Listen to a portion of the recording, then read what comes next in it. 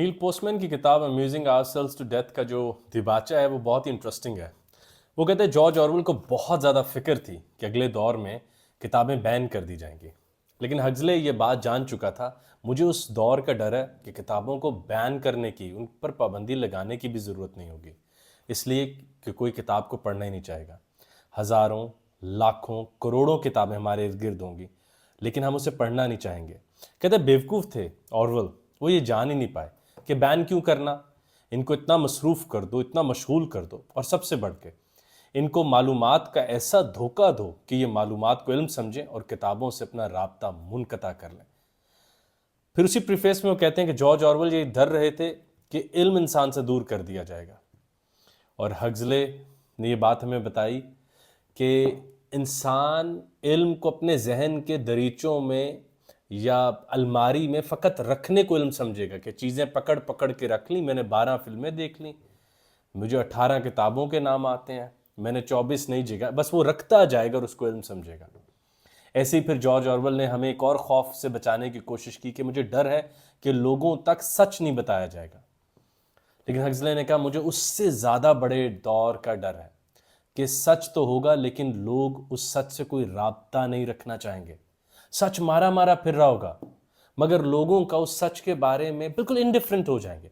उनको सच की ज़रूरत नहीं होगी, उनको गाड़ी चाहिए होगी, रोटी चाहिए होगी, उनको नए से नई लज्जत चाहिए होगी, नए से नए लुत्फ चाहिए होगा, नई से नई जगह पर आउटिंग के लिए जाना होगा। अरे सच कैसा? और उनकी तरजीह अव्वल हक, सच, मालूमात नहीं रहेंगी। तो बड़ी प्यारी बात वो आखिर में कहता है कि जॉर्ज ऑरवेल ने यह कहा कि लोगों को अगर काबू करना है तो पेन से करो, मालूमात उठा लो, किताबों पर पाबंदी लगा दो। हक्सले ये बात जान चुके थे कि ऐसी ज़रूरत ही नहीं पड़ेगी।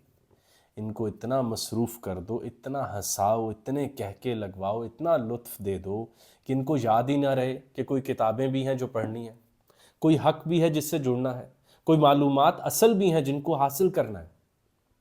ये ढेर सारी ख़बरें देखने को इल्म समझें, ये ढेर सारा अखबार पढ़ने को इल्म समझें। अहमद जावेद साहब फरमाते हैं ना कि अखबार पढ़ने वाले से ज़्यादा किसी को अपनी राय पर यकीन नहीं होता, और आलिम हमेशा घबराया हुआ होता है। तो ये कितना अजब दौर है कि वो बातें, अब ये 1980 में लिखी हुई किताब है amusing ourselves to death by Neil postman.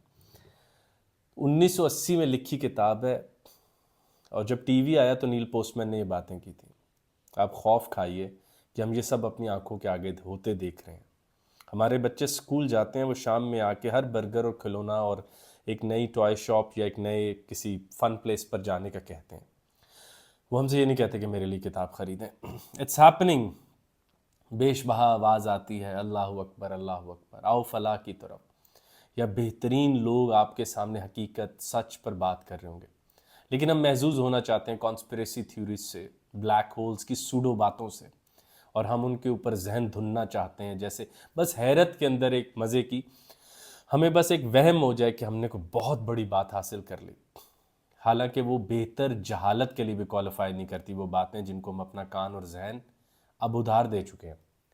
तो नील पोस्टमैन ने जॉर्ज ऑरवेल और हक्सले की पुरानी बातों से ऐसा फ़ायदा उठाया कि उनको एक ही जगह रख के कहा कि अब किसी भी डिक्टेटर, किसी भी, जैसे आप जानते हैं कम्युनिस्ट स्टेट्स में भी कुछ मजहबी किताबों पर पाबंदी होती है, कुछ मजहबी ममालिक में सेकुलर किताबों पर पाबंदी होती है।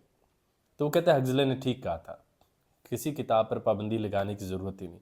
जब किताब पढ़नी ही नहीं, ऐसी पाबंदी ठीक नहीं है कि उनको ये लगे भी ना कि वो डिक्टेटर के दौर में ज़िंदा हैं और किताब भी मौजूद रहे, मगर उनकी आंख को इतनी आदत लज्जत की डल चुकी हो, इतनी आदत फौरी इल्म की डल चुकी हो कि वो किसी किताब को ना पढ़े। किताब से मुराद है इल्म की तरफ वो जो एक मखसूस अंदाज में लगे रहना। किताब एक मेहनत मांगती है ना हमसे कि आप उसके ऊपर वक्त लगाते हैं, आंखें लगाते हैं, फिर कोई 30वें 40वें सफ़े के बाद बात सामने आती है, क्योंकि उसके साथ एक मेहनत का वक्त लगाया होता है। तो वो बात आपके जहन में वक्त, फिर वो बात भी आपके साथ ऑनेस्ट रहती है, वो बात भी आपके जहन में रहती है।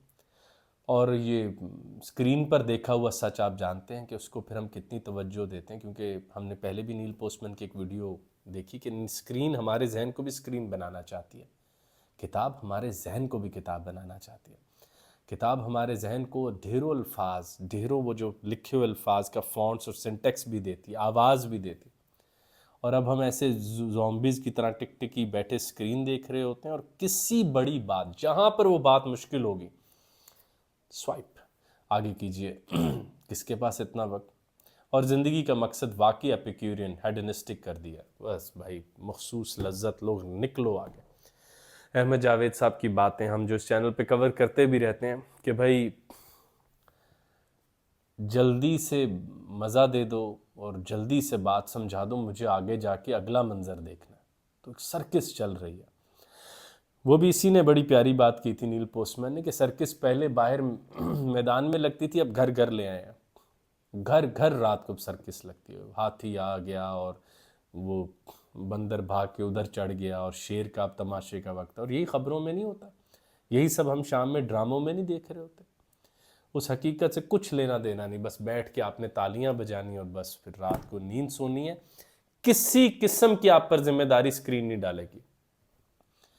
فلسطین میں کچھ ہو جائے یا کشمیر میں کچھ ہو جائے یا فلاں جگہ کچھ ہو جائے، آپ پر کوئی ذمہ داری نہیں، آپ بس محظوظ ہو لی، تھوڑی سی فکر کر لی، آپ اب سو جائیں۔